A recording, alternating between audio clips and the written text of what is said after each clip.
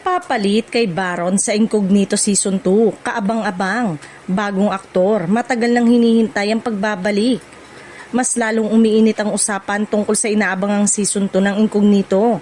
Matapos kumalat ang balita na may papalit umano sa karakter na dating ginagampanan ni Baron Geister sa unang yugto ng serye. Bagamat hindi pa opisyal na inilalantad ang pangalan. Ayon sa isang source, isang mahusay at batikang artista ang napipisil na gumanap sa bagong mahalagang papel sa kwento.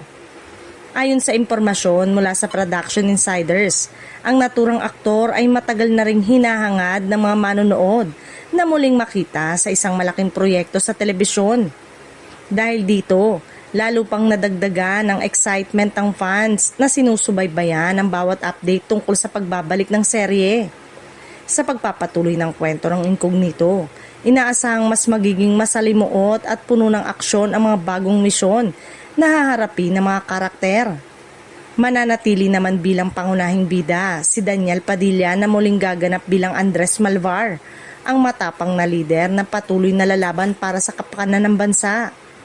Ayon pa sa source, ang bagong artistang papalit sa pwesto ni Baron ay may malakas na scene presence at kilala sa pagbibigay buhay sa mga seryosong karakter.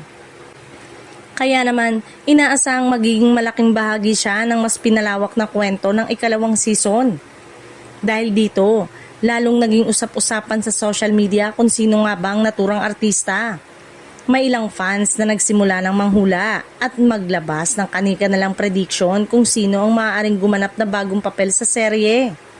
Habang wala pang opisyal na anunsyo mula sa production team, isang bagay ang sigurado, mas magiging kaabang-abang ang Incognito Season 2 lalo na't may bagong karakter na posibleng magbigay ng panibagong kulay sa kwento ng hit action drama series.